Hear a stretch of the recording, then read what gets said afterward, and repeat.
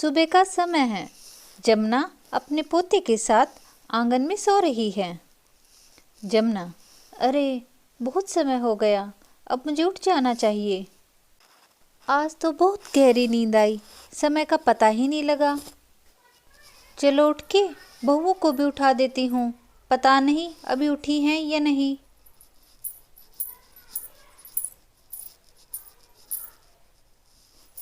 रूपा, ओ बहू रूपा, सो रही हो क्या? रूपा, अरे आज तो बहुत समय हो गया, मेरी तो नींद ही नहीं खुली। माँ जी बुलाने आई हैं, चलो मैं उठ जाती हूँ।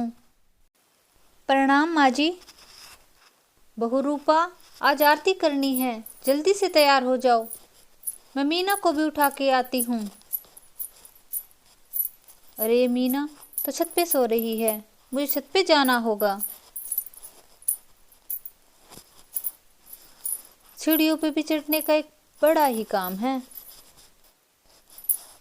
इस उम्र में सीढ़ियों पे चढ़ना तो मुझे मुश्किल ही काम लगता है। अरे ये देखो, मीना बहू कितनी गहरी नींद में सो रही है। मीना, ओ बहू मीना। मीना, अरे माँ जी तो छत पे ही आ गई, अब मुझे उठना ही होगा। हाँ माँ जी। जमुना, बहू जल्दी से नीचे आके तैयार हो जाओ, आज पूजा करनी है। मोना और सुदामा को भी तैयार कर दो, आज पूजा करनी है, सभी मिलकर पूजा करेंगे। ठीक है, अब मैं नीचे जा रही हूँ। सभी पूजा घर में आ जाना तैयार होकर। अरे कितना समय हो गया, अभी तक मोना और सुदामा भी नहीं आए हैं तैयार होकर। मोना, दादी माँ देखो मैं आ गई। दादी माँ मैं भी आ रहा हूँ। शाबाश बच्चों, जल्दी आओ, आज सभी मिलकर पूजा करेंगे। अरे ये बच्चे तो आ गए, ये बहुएं कहाँ हैं? जी माँ जी, हम भी आ रहे हैं। अरे रूपा को भी बुलाओ, रूपा बहुत अच्छी आरती गाती हैं। अरे मुझे जल्दी चलना चाहिए, सभी इकट्ठा हो गए हैं पूजा घर में। चलो अब सब लोग आ गए हैं, अब सब मिलकर माता जी की जय करते हैं। हे माता, मेरे परिवार में सुख शांति यूं ही बनाए रखना। मीना बहू, तुम खेतों से मिट्टी ले आओ, आज घर की पुताई का काम करना है। देखो घर कितना गंदा हो गया है। ठीक है माँ जी, मैं जा रही हूँ। मीना मिट्टी लेने खेतों में चली जाती है। लगता है माँ जी को भी पता लग गया कि मुझे घूमना फिरना कितना पसंद है, इसीलिए वो बाहर के काम मुझे ही बताती हैं। चलो सही है, अगर मैं घूमूं फिरूं ना और गांव की एक भी घर की बात मुझे ना पता हो तो मेरे तो पेट में ही दर्द हो जाता है। ऐसे ही नाम खबरी थोड़ा पड़ा है मेरा, सबकी खबर रखती हूँ मैं। ही। चलो मिट्टी तो मिली मुझे, अब मैं इसे ही उठा कर ले जाती हूँ। मीना, आज तो तुझे बहुत काम करना है, ये मिट्टी लेकर जाऊंगी, फिर इसे भिगोऊंगी, घर की लिपाई पुताई भी तो करनी है। चलो सही है, मिट्टी तो मैंने अपने टोकरे में डाल ली, अब मैं इसे जल्दी से घर ले जाती हूँ। अरे लगता है मैंने अपने टोकरे में कुछ ज़्यादा ही मिट्टी भर ली है। अरे शुक्र है घर तो दिखाई दिया मुझे, वरना इस मिट्टी के बोझ के मारे तो मेरी जान ही निकल जाती। चलो अब मैं जल्दी करके इसे घर के आंगन में डाल देती हूँ। अरे ना जाने ये रूपा कहाँ है, यूं भी नहीं कि अपनी जेठानी का काम में हाथ ही बटा दे। कितनी दूर से लेके आई हूँ मैं मिट्टी, और अब ये मुझे भिगोनी भी होगी। चलो अब मैं मिट्टी को भिगोने के लिए कोई बर्तन देख लेती हूँ। अरे दिखा तो है मुझे वो बर्तन, हाँ उसे ही ले लेती हूँ, यही ठीक रहेगा। हाँ यही तसला ठीक रहेगा, मुझे पूरे आंगन की लिपाई जो करनी है। ठीक है, मैं इस बर्तन को ले जाती हूँ, इसमें ही मिट्टी भिगो लूँगी। हाँ, अब इस बर्तन में पानी डाल के अब इसमें मिट्टी डाल देती हूँ। चलो पानी तो डाल दिया, अब इसमें उठा के ये मिट्टी डाल देती हूँ। चलो मिट्टी तो पानी में अच्छे से घुल गई है। हे भगवान, कितना बड़ा आंगन है, अब मुझे इस पूरे की लिपाई करनी होगी। अरे मीना, आज तो तू बुरी फंसी।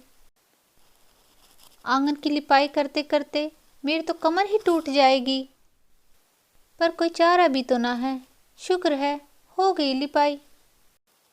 हे भगवान, मेरी कमर में तो बहुत जोर के दर्द हो रहा है, पर देखो मेरा आंगन कितना सुंदर लग रहा है। माँ जी देखेंगी तो खुश हो जाएंगी। इधर देखूं या उधर, सब जगह अच्छा ही अच्छा है।